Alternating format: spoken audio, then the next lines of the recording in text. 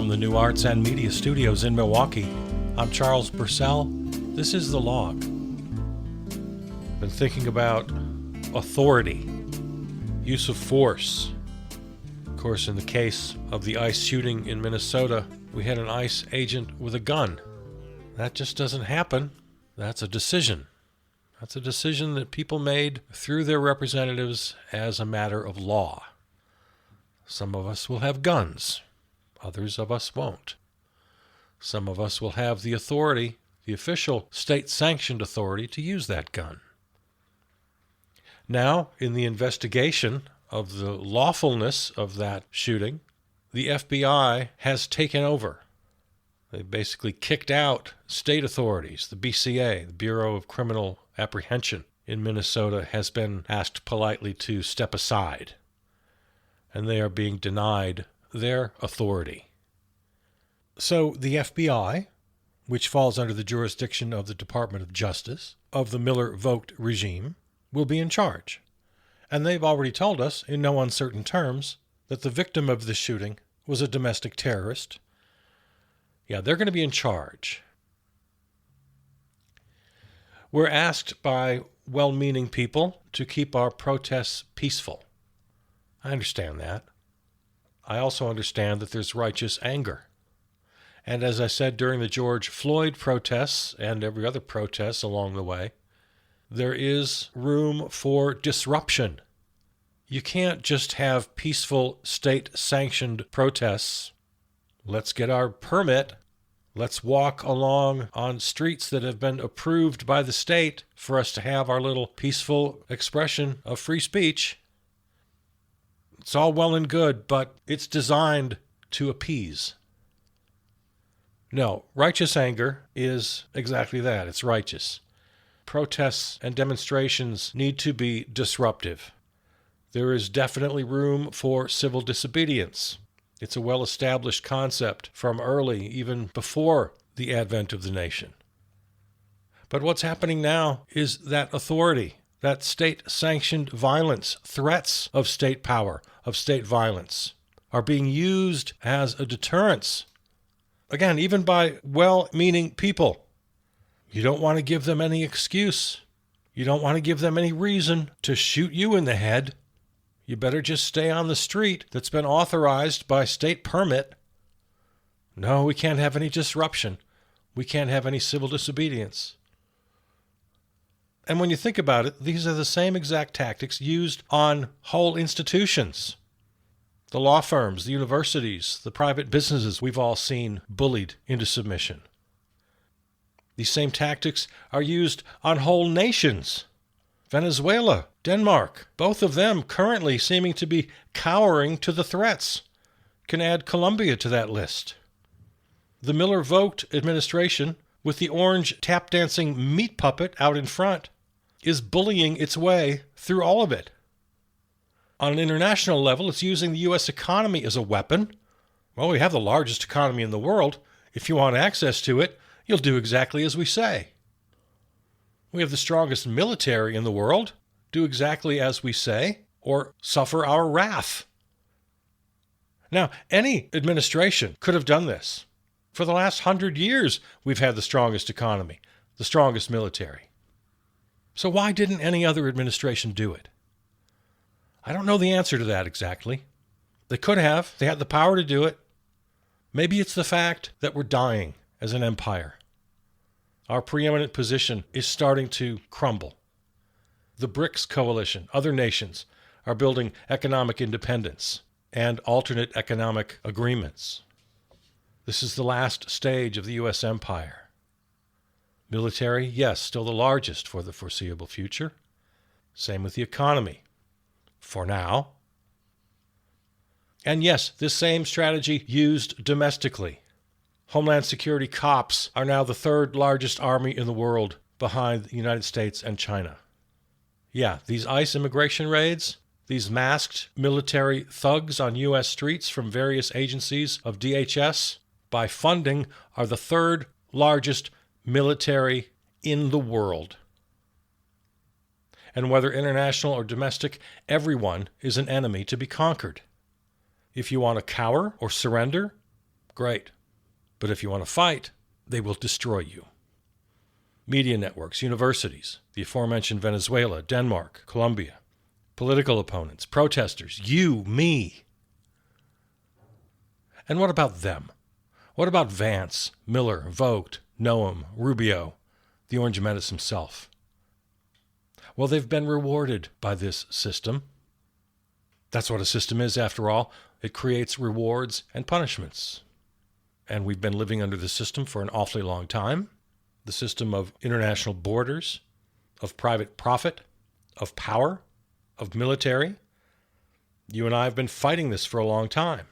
And as we've been trying to get across, the problem with the system is the system itself, the rules, the laws. It's not the people.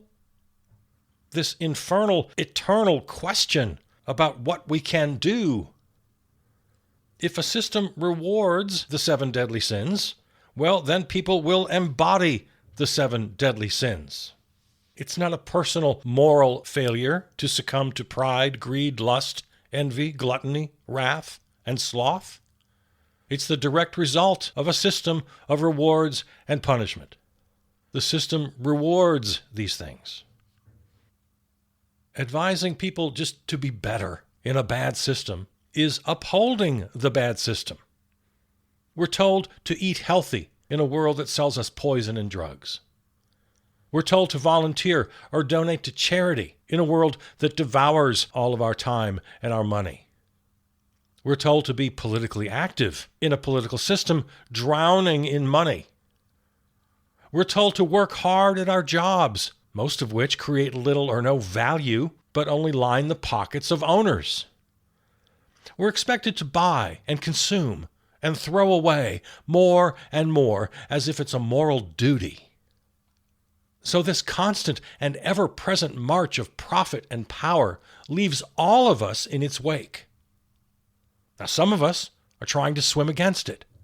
Others may be fighting, but ultimately surrendered to it. Most of us, I think, unaware of it altogether. And the worst of us happily pulled into the wash, embracing the logic of inevitability, twisting their own morality to not only go with the flow, but to position themselves to grab the most power and profit for themselves. We want a fair and just system, one that prioritizes well-being for everyone. And these well-meaning commentators are asking us to protest politely, to be good, and to do good, to work hard, but they never ask us to question the infrastructure that brought us to where we are.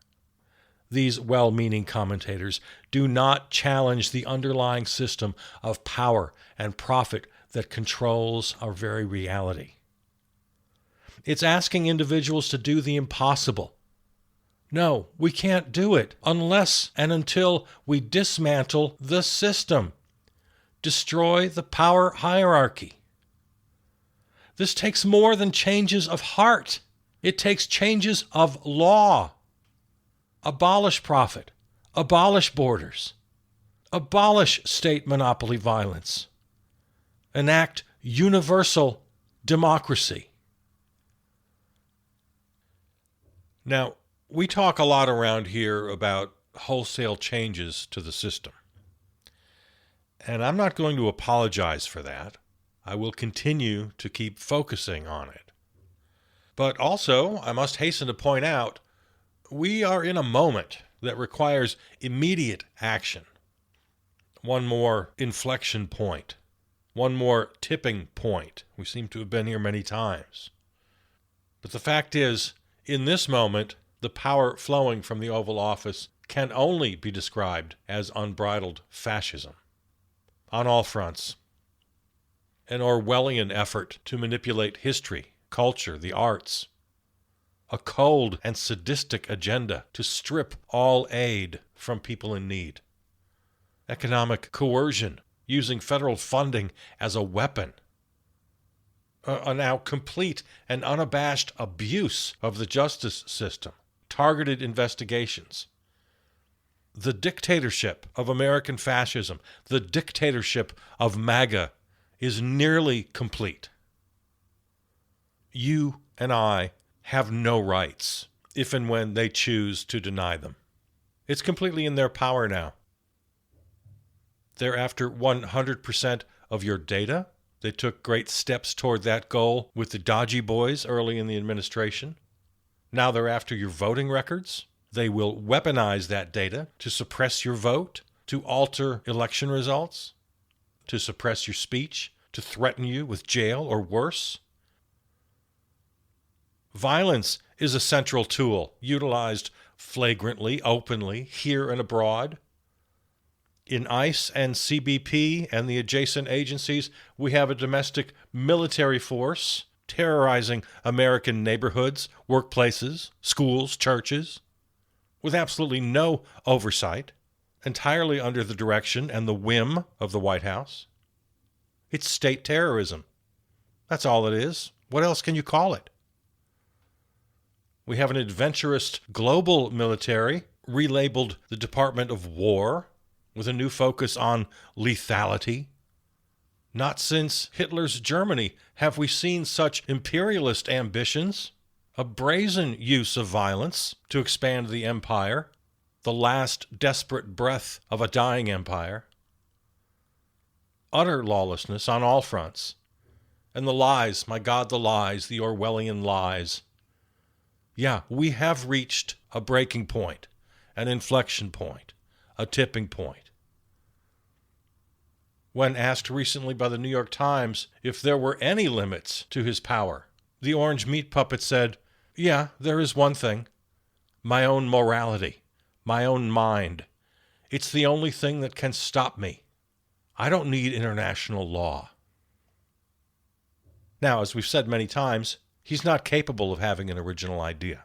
He's too stupid. Always has been. So when he says, "I don't need international law," we know that's coming straight out of the mouth of Stephen Miller.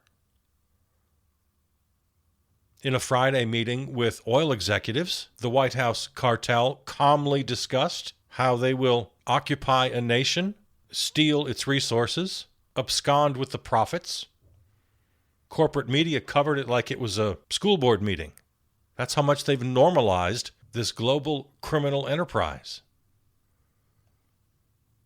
Now the White House is threatening Iran with similar fantasies about regime occupation and the takeover of resources. The MAGA White House fascist regime is high on its own supply. It's getting almost no pushback from the press, from Congress, from the courts.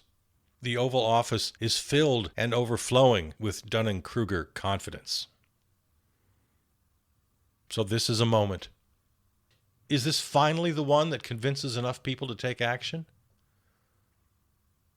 The awesome power of the American government has been commandeered by a handful of criminal megalomaniacs operating out of the Oval Office and Mar-a-Lago. The time is right now to utilize any and all power we can still get our hands on to stop them. We've been saying this for years. We have to use the power we have before we lose what little power we have left.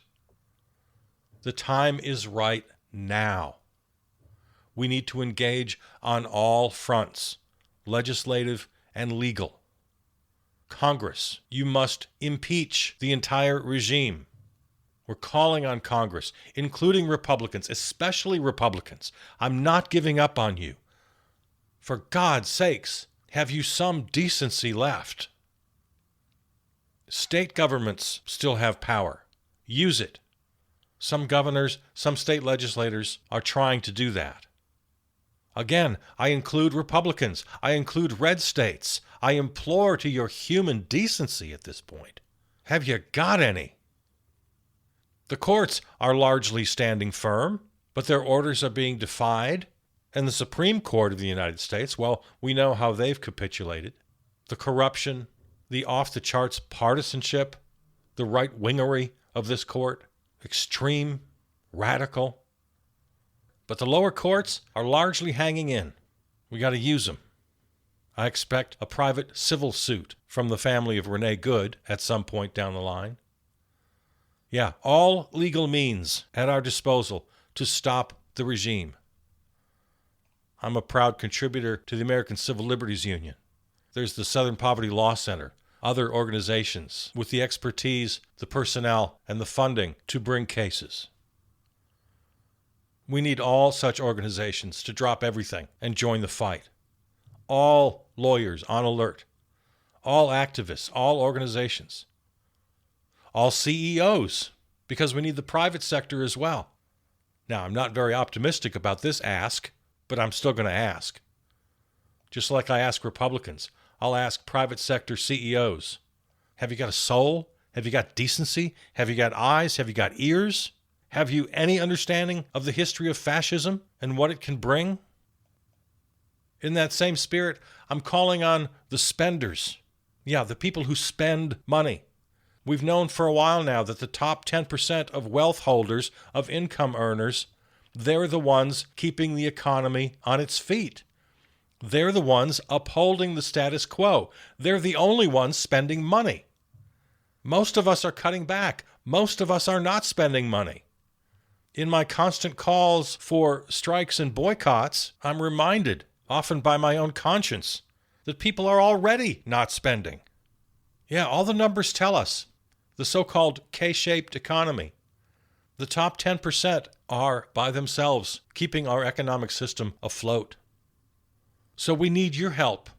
When we talk of strikes and boycotts, yeah, that top 10% could really make a dent, could really make a difference in our effort.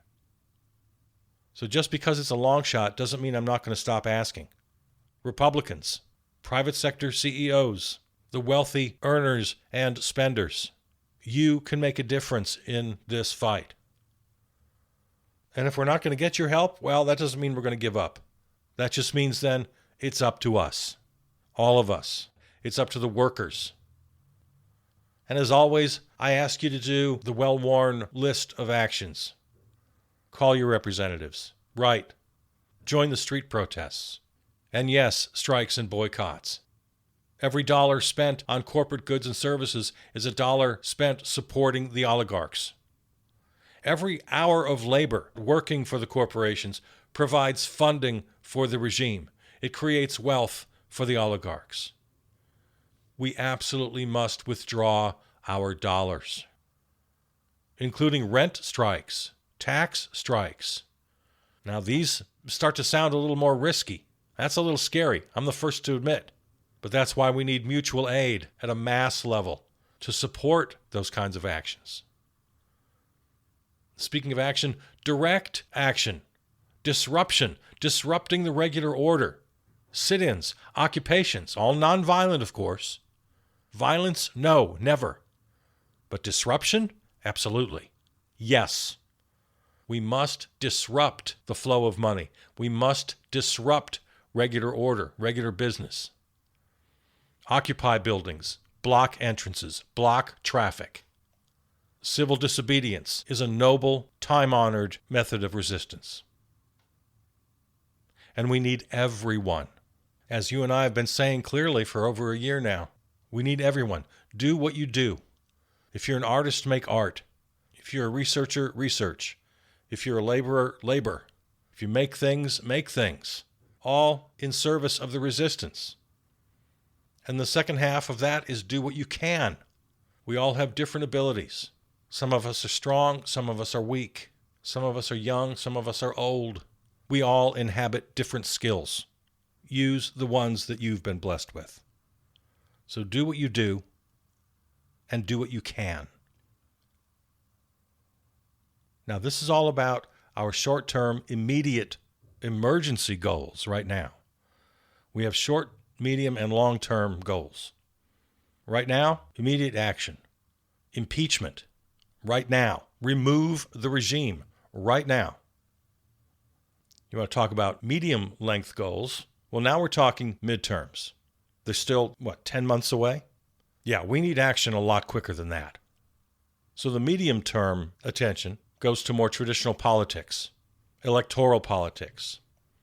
But of course, the madmen of the Oval Office and Mar-a-Lago are musing about canceling the midterms. I'm afraid too many of the critics on our side are not taking those threats seriously. They really need to take them seriously. And if they can't cancel them outright, they're doing everything within their power to render them meaningless. And then the long-term goals, which we've talked about before and we'll talk about again. That's things like getting out of your job if it only serves the owners. Find something that serves your community, that serves people. A permanent boycott of all corporate goods. A complete dismantling of the system. Because we've got big problems to solve. The as yet unknown impact of artificial intelligence, the crippling effects of social media brought about by profit-centered algorithms, which need to be abolished, the climate crisis, again, 100% driven by profit, 100% solvable by technology and science, already at our disposal, but the power-profit system won't allow us to fight climate crisis, let alone reverse it. Yeah, we have many problems that need to be solved. Income inequality, cost of living, child poverty, healthcare, housing, education. We have work to do. But I want to make it clear, when I say long term, I don't mean that we think about these things later. No, it means it's going to take a while. It also means we have to start right damn now. The old adage, think globally, act locally. Well, we have to think long-term and act short-term. Every action we take right now, today, has to be in service of the long-term objectives. Our short-term objectives won't do us any good if they're not aligned with our medium and long-term objectives. I believe we are in a moment, the moment. Now, I've believed it before. I've preached this sermon many times. An insufficient amount of people have agreed with me over my last half dozen warnings. Will there be enough this time? With what little power we have left, we have to drop everything and employ it, or risk losing all of our autonomy, all of our agency tomorrow. In this very precarious moment we find ourselves in, we're given two options. The problem is both options are wrong. But the powers that be can't see beyond their own limitations. So the two options, of course, one being the Stephen Miller brand of fascism, where might makes right. There's no such thing as international law. All problems are blamed on women, immigrants. I don't have to go down the list. You know what the regime believes. But the other option we're given, that the ruling elite are so in love with, the so-called post-war rules-based order. You keep hearing that phrase, right? Or one or two or three or all of those words in various iterations. Post-war, rules-based, order. Well, of course, it assumes U.S. exceptionalism. It assumes that the United States is the most powerful nation on earth, and we have every right to that position. It assumes a lot of things. So, of course, the Stephen Miller option is unacceptable, but the alternative is also unacceptable. We need people-to-people universal democracy. And that means a populist coalition here at home, domestically. This is so beyond right and left. This is a matter for those of us here in America that still believe in a government of, by, and for the people. It's just as simple as that. And there's absolutely no reason at all to bicker with each other over the right-left divide. The current fascist government has taken us so far beyond those petty arguments. And if we can get our basic house in order, as I've said 100 times, I'm very happy to have the debates with honest people who disagree with me about a lot of things. So domestically, it's a populist coalition. It's already starting to happen. We need to accelerate that. And, as I've discussed, we need that same people-to-people universal democracy internationally, among all people, led by workers. It means a mass rejection of all so-called rulers and leaders. Social and economic equity and justice across borders, across hemispheres. Because that post-war rules-based order, it assumes the global North exploiting the global South. I mean, for example, liberals here in America are always pointing to Scandinavia as a model. I used to do that myself in earlier days, until it dawned on me one day that all the great advantages of the Scandinavian nations, the so-called Nordic model of social democracy, are not only the result of socialism, the Nordic style, the sewer socialist style, the Bernie style. Their success, their material wealth never could have happened without the exploitation of the global South, the centuries-old residue of imperialism. So I don't want either option. I don't want Stephen Miller's fascism. I also don't want post-war rules-based order that assumes U.S. exceptionalism, even if it's accompanied by Nordic-style socialism, because that maintains the haves and the have-nots worldwide. So screw borders, screw the ruling class. I want universal economic and social justice. I want collective decisions of, by, and for the people. Not the people of one nation, not the people of one hemisphere, the people of the world. Screw the nation state, screw the corporations, screw the banks, screw the owners. I want global democracy. And I don't mean one powerful centralized world government. That's not what I mean. I mean every person, every family, in every community across the globe has the same rights and opportunities to thrive in their own communities without multinational corporations, without nation states, without the IMF or the World Bank to exploit them. Every community, every family, every individual equal in the sight of God, for lack of a better word. Every community, every family, every individual with the right to thrive exactly where they are, to access the resources exactly where they are, and at the same time with an equal right to travel, to live, to work wherever they choose. What natural individual human right could be more basic?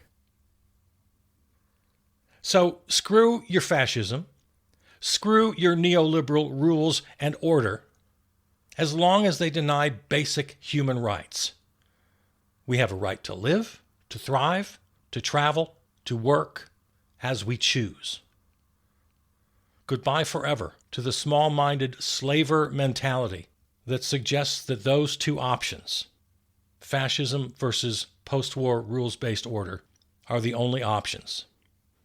They are both slave mentalities. I reject both of them, and I call for international democracy. All right, thanks very much for listening. Please find this episode and all episodes at the website, charlespurcell.com, or, of course, on your favorite podcast platform. Thanks to our flagship terrestrial station, River West Radio in Milwaukee. Follow us on Blue Sky and Substack.